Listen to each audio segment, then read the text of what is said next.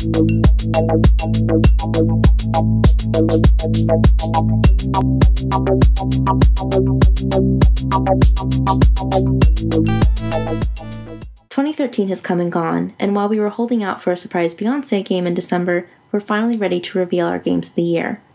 We've each selected 5 games we thought rose above the pack last year, either because they were exceptionally fun, or they had something unique to say that stuck with us long after we put our controllers down." Fire Emblem Awakening. It's easy to praise Fire Emblem's graphical prowess, the absorbing strategy gameplay, or its moving soundtrack, but it all comes down to the characters for me.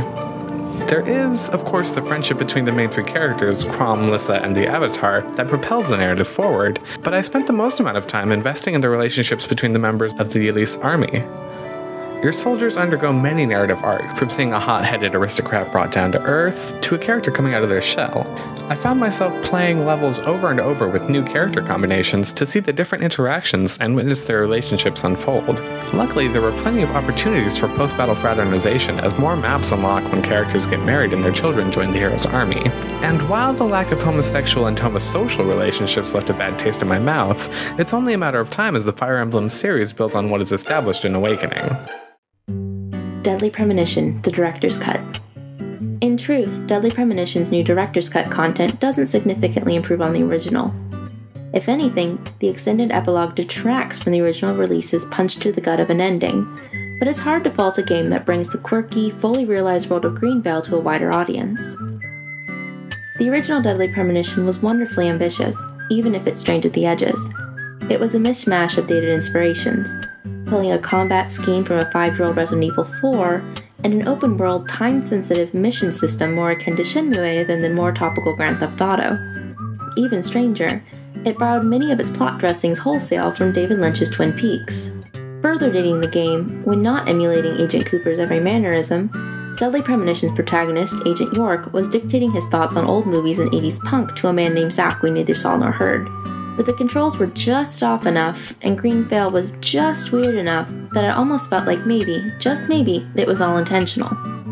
Especially when one of the biggest jokes of the game turned into a genuinely fascinating meditation on the relationship between player and text. Intentions or no, the weirdly dated pastiche paired with excellent writing and casting came together for an experience that was both more than the sum of its parts and unlike anything else. This is still true of Deadly Premonition, the Director's Cut. It may seem silly to name the Director's Cut of a 3-year-old game one of my games of 2013, but really, Deadly Premonition is a game for every year. The more people who get to experience it, the better. Ni no Kuni. Ni no Kuni gave the gaming world something they've been craving for years: a living, breathing, interactive Ghibli experience. The top-notch cell shading worked in tandem with Joe Hisaishi's brilliant score to make the game an instantly recognizable Ghibli product. And in keeping with Ghibli's sterling track record, the game excels in nearly every area. Ni no Kuni proves that a game can have a compelling story and complex characterizations while still appealing to an all-ages audience. It shows that games don't need to be set in the grim, zombie alien apocalypse to tell a gripping story. They can employ a child's perspective as well. Oliver's adventure takes the player on a journey through the otherworld where he teams up with a colorful cast of characters as he attempts to reunite with his mother. The story doesn't rely on twists or shock to keep the player invested, instead utilizing the sincere emotional connection between Oliver, his companions, and the worlds they live in to drive the story forward. I was so invested in these worlds and characters that long after finishing the game, I found myself missing the adventure and whimsy of Oliver, Esther, and Swain. DMC Devil May Cry. In his review for the Gameological Society, Anthony John Agnello called DMC Devil May Cry Catcher in the Rye by way of God of War, a succinct summary of what Ninja Theory's reimagining of Capcom Classic brings to the table. Ninja Theory doesn't just update the hack-and-slash game with a more polished combo and upgrade system for a new generation, but it dresses it in a story about growing up to which a generation raised on God of War, and maybe even the original Devil May Cry, can relate. Dante's world is one in which the contemporary vices of our world, the deceitful marketing of unhealthy foods, a certain commercial conservative news conglomerate, are literally the work of demons. While some of these illusions are a little too on the nose, it's undeniably satisfying to punch DMC's answer to Bill O'Reilly in the face. The monsters of DMC are formidable foes, each susceptible to a different weapon or combination of weapons in Dante's arsenal. Discovering the perfect combination is a gratifying challenge, and facing off against bosses in their beautifully designed arenas is an especially memorable experience. The most interesting aspect of the game to me is the way in which DMC tweaks Devil May Cry's thematic tone. The original Devil May Cry struck an interesting balance of celebrating 90s Hollywood brand machismo with a uniquely Japanese twist. Dante was hyper-masculine with his leather trench coat, love for pizza, and office adorned with pornography, but he also had luxurious hair and an affinity for tango. Ninja Theory reinterprets these conflicting signifiers into a new game about finding oneself and growing up. Dante is still a self-decided connoisseur of sex and machismo, but with a slimmer, prettier design and a journey that involves learning to empathize with others as a member of a larger community. A lesson often reserved for feminine narratives. For instance, while I wish the game would devote more reflection to its weirdly persistent Madonna-whore dichotomy, Dante's relationship with Kat is one of the game's narrative pillars. His evolution from his introduction as an archetype of machismo to someone who is able to respect and support Kat feels both sincere and earned. That sincerity marks DMC as a worthy successor to its predecessors, and I'm interested to see where Ninja Theory will take the series next. Shin Megami Tensei IV. I wasn't sure how much a priority a proper Shin Megami Tensei entry would be in a post-Persona 3 world, but I'm happy Atlas was able to take a break from the popular side series to release a new game from the flagship series that started it all. My favorite feature of this installment is the streamlined gameplay for a more modern audience. Never again do I have to worry about losing hours of grinding to a difficult random battle. By being able to pay off death for a second chance, I never felt like my time was wasted, which is an extremely important feature for people who don't have as much time to game as they used to. By giving the player this leeway, the game is made more accessible while still retaining the difficulty the series is known for. While SMT4 doesn't start out overtly grim like its predecessor Nocturne, as you play through the first few hours, the fog begins to clear, and you can start to grasp the depth and gravitas of the narrative Atlas is setting out to tell. The first moral choices in the game are obvious black and white options that lead you down differing narrative paths, but as the game progresses, the distinctions begin to blur, and the moral ambiguity can take a toll on the player. Where in most games it's easy to see how to end up the quote-unquote good guy, there were several instances where I had to seriously think about the repercussions my actions and words would bring to Mikado and Tokyo. Papers, Please. Papers, Please is an example of a stubbornly unfun game that uses the very nature of the medium to tell its story of oppression and despair. The monotony of learning a system is laid bare in your work as a border agent for a fictional, Soviet-inspired nation. But it is a system with dire stakes. Not only are you all that stands between desperate immigrants and a new life, but you only receive a base pay of $30 a day that goes towards paying for rent, food, and medication for your entire family. Accepting or denying the wrong people can lead to financial and legal consequences that endanger your family and yourself. As more and more stipulations are added to your proceedings, the game becomes increasingly uncomfortable to play, made more so by the game's seeming indifference to the horrific events. Stamping passports, terrorist attacks, xenophobic profiling, and turning away desperate mothers on a technicality are all treated with the same somber notes. Monotony is tyranny in Papers, Please, which in turn becomes persuasive power it will use against you. Tomb Raider. I've always liked the idea behind Lara Croft, gun-toting, swashbuckling archaeologist who deserved a spot beside Indiana Jones, but until recently, the execution has been a mixed bag of problematic exploitation and cardboard character motivations. As time went on, one of gaming's few female icons turned into little more than a sex symbol who is synonymous with glitchy, forgettable games. When Square Enix announced a reimagining of Lara, more akin to the everyman adventure of games like Uncharted, I could not withhold my excitement. That is, until the developers insisted on a desire to protect Lara, bolstered by a trailer that suggested sexual assault.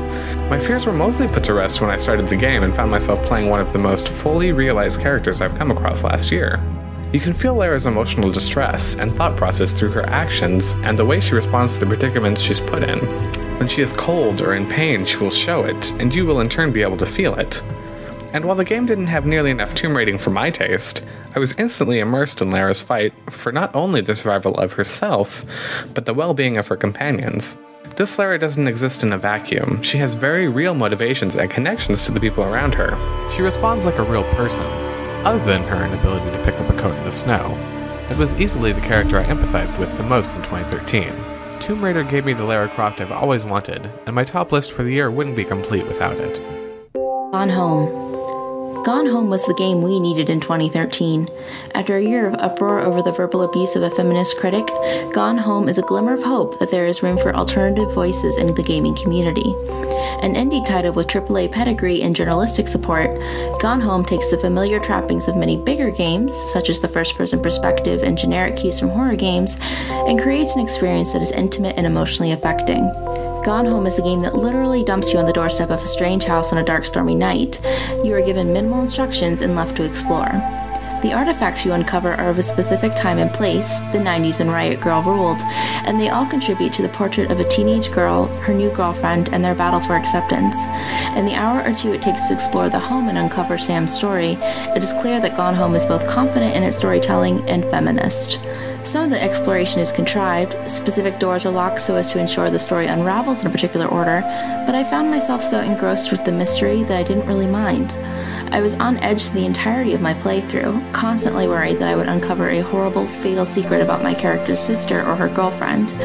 By the time I finally entered the last room, I was overcome by so many conflicting emotions, residual horror, worry, and finally relief, that I found myself crying in spite of everything. Gone Home is the game we need and the game we deserve. The Last of Us.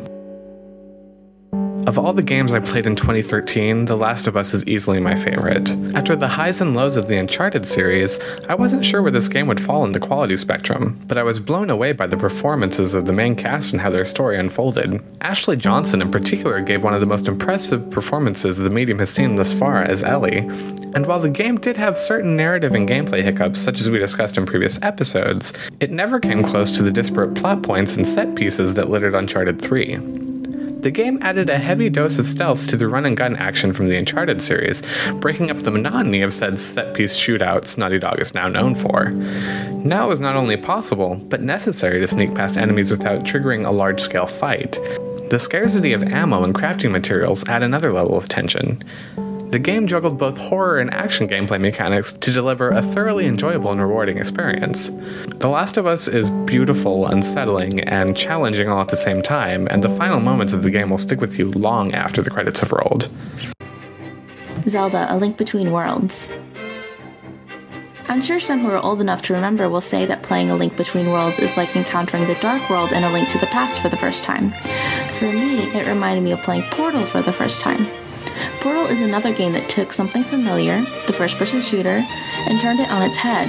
The seemingly simple change of making the gun into something that makes holes in the wall completely changes the way in which the player thinks about a space. Furthermore, Portal struck a perfect balance in easing players into new challenges. It never coddled players, but its puzzles built upon each other in a way that felt organic and encouraged players to internalize what they had learned from each challenge. A Link Between Worlds similarly makes a deceptively simple adjustment by allowing players to move along walls, which in turn changes the way in which we think about the familiar dungeons of Hyrule. Perhaps more impressively, despite the fact that A Link Between Worlds does not lock players in challenge rooms like Portal, it miraculously achieves its perfect pacing. Players are implicitly encouraged to explore the land on their own, returning to discover new paths repeatedly as they become more literate in A Link Between Worlds' new perspective. I was stumped by some dungeons in A Link Between Worlds, but never frustrated. Victory always felt satisfying and, more importantly, earned. This is all wrapped in a story that was surprisingly compelling with a similarly satisfying twist. All considered, A Link Between Worlds is far and away the best game I played all year. There you have it, the best of 2013, according to us. Do you agree, or are there any games you feel should have made the list? Let us know in the comment section below. You're not on the list.